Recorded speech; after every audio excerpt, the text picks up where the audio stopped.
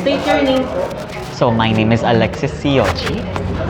So, pwede po ba namin malaman kung saan nagsimula yung MotherPackage? So, the MotherPackage brand, can I speak in Tagalog?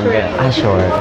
Nag-start kasi yan, we were just walking home from school, and then naisip ni Kurt na ano ang pwedeng maging business niya for the business ventures class. And I said, dapat kasi inline siya with, of course, MMA.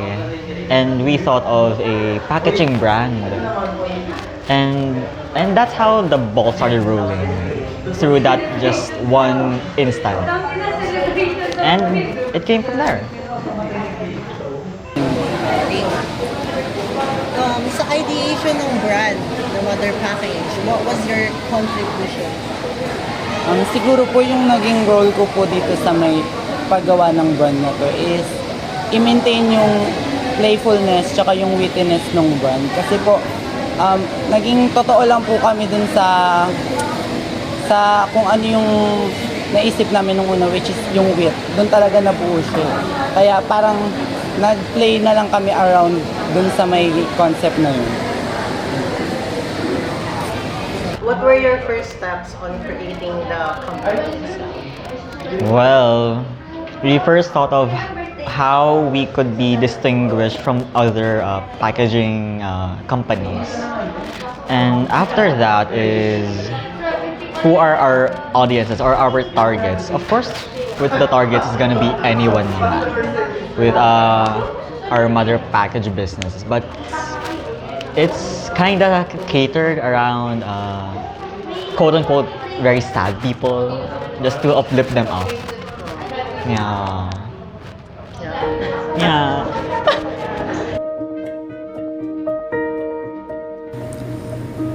Our current logo represents our archetypes, being a caretaker for our audiences and creator of appreciation-worthy items.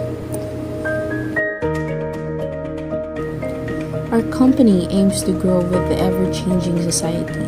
We aim to move hearts with the power of gifts.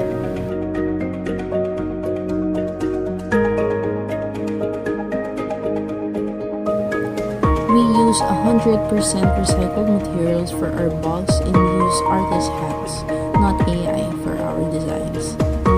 You yourself can create a customized look for your loved ones.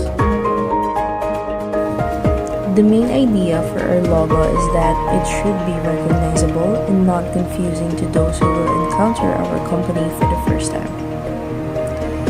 So, the hands represents how loving and caring our company is to our clients, like how a mother is to her child. It is also placed below the box because we want our company to show the customers that our foundation in building this company is made with pure intentions to help you create something you'll feel satisfied giving to your loved one.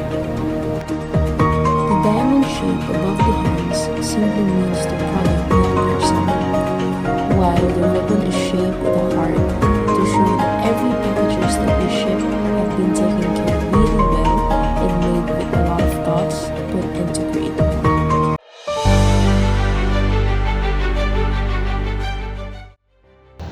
Our brand vision is to become the biggest packaging company in the world.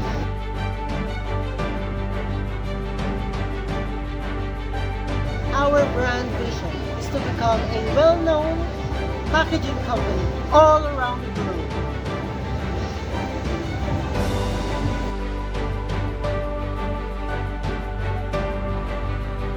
Our brand name itself has a lot of history behind it. Let me take you on a tour on how we became MotherPackage. Earlier, by our interviewees, the idea of our name has come a long way. A group of 5 came up with a few names revolving our branding process. I personally conducted a survey convenience method, which at first only had 30 plus respondents.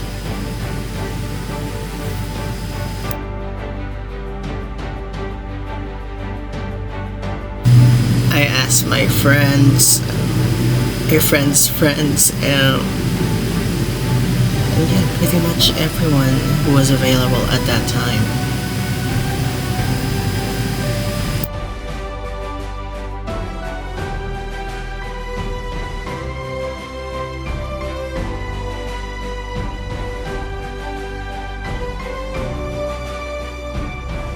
And with their help, I was able to gather as much as 100 plus respondents. But that was right before our group had its first downfall. Okay. The team of 5 didn't really have trust in us. They didn't trust our brand. So we had to have a survey for our name. After the survey, my group didn't really trust the results since I was the only one who made way in order for us to get our respondents.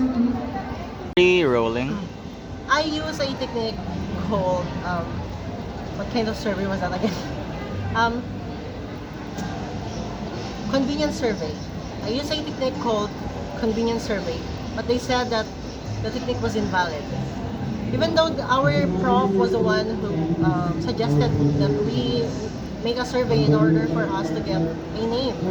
That survey also served as our main baseline for our idadab ko na lang siguro no kapag that survey also served as our main baseline for our target audience and on how they would perceive us because it was the public.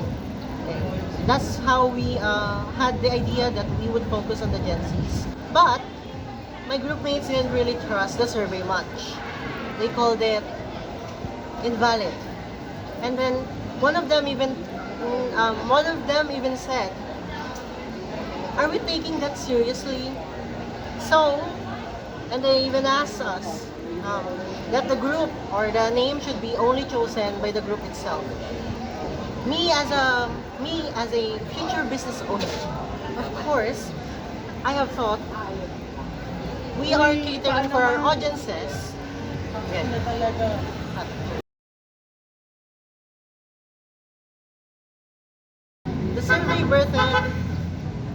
The survey birthed MotherPackage as our company name. Of course. Some people called it unethical, unprofessional. But we stood up because this is what our audiences want. This is what our customers like.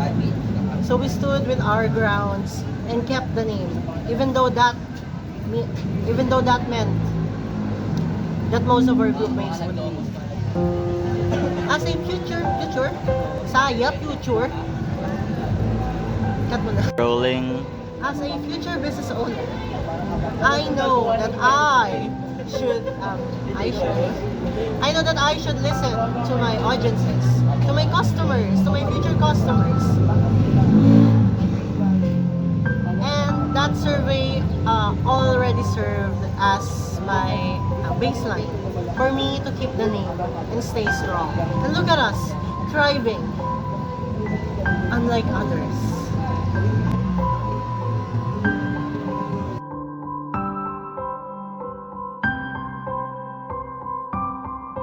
Rolling. Our tagline, everyone deserves a good package, serves as a play on words, as everyone deserves a good package. It could change, it is interchangeable, depending on our current promotion. But originally, everybody deserves a good package, everybody deserves a good mother, everybody deserves a good friend, everybody deserves a good family.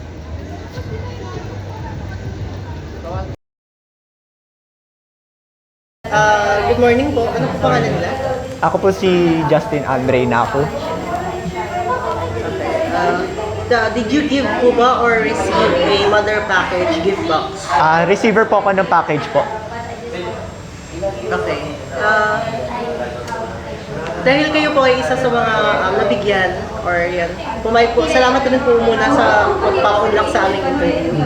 Sa kayo sa mga nabigyan during our advocacy na always present for the press and mga kumbaga for those na For those people who wants to be seen, ayan, ano pong na-feel nyo before and after nyo pong mabigyan nung gift box? Yun nga. Pagkadating sa pagka mag-expect ako nung may ibibigay sa akin, kinakabahan ako na baka may mangyari doon sa ibibigay sa akin, like baka may damage or something. Pero nung na-receive ko, which is personally given talaga sa kaibigan ko, ayun nga, nang ganda nung pagka-package niya, sobrang secure, na parang talagang pinigyan ng pagmamahal yung package bago siya ibigay sa akin. Okay. Ano po masasabi niyo sa customization or sa pagiging personalized ng binigay sa inyong regalo? So, ayun nga. Nagmukhang parang, yun nga, binigyan ng thought and yung talagang may talagang personalized talaga para dun sa pabibigyan ng package mismo. Parang, yun nga, hindi lang siya basta-basta bibigay. Talagang pinag-isipan talaga and may purpose talaga yung bibigay mo. Okay. Sino nga po ulit nagbigay sa inyo nung gift mo? Isang very close friend of mine. So, in the near future po ba, tingin niyo po ba will you give back or like will you use our Ayun, will you use MotherPackage to give back to the person that gave you a gift? of course, magagamit ko naman siya. Base pala sa na-experience ko, yun nga, sobrang secure pala and well thought out yung pagkabigay yung package sa akin. I'm willing naman na magamit yung brand in the future. Ayun lang. Here's a quick tour inside our future physical store. Once you come in, you are greeted by our friendly staff. You can put your stuff in our drawers. Here at the first station, you can choose whether to pick the big box, the medium box, or the small box for your package. This is the next station, which is the DIY station, where you can put stickers and paint your box to customize it to your own liking. We have all sorts. Moving on to the next station. Of course, you're still guided by our friendly staff. You can pick out whatever you want to bring. You can skip this step if you already have something to put inside. You can do crafts like a customized mug, notes. You can pick some of our books that are on sale, perfume, some limited items, trinkets. You can also buy some vinyl records.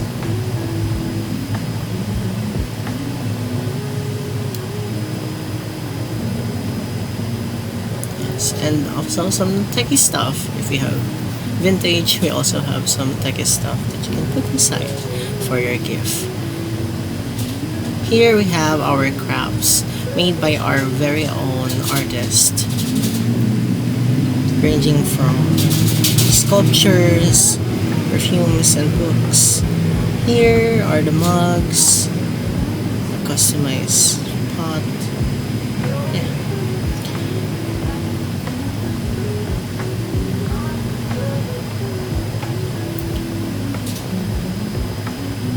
Here in the middle, you can also find the limited stuff. Things that are only available from one season or for a specific event. That is a station. The next station will be the packing station. This is where you'll either have to choose between papers or flowers, anything to finish up packing, up to ribbons. And of course, we also have our vending machines or gachapons for extras. After that, you created your box, you will pay in the counter. And enjoy your box, and I hope that someone that you love enjoys it as well.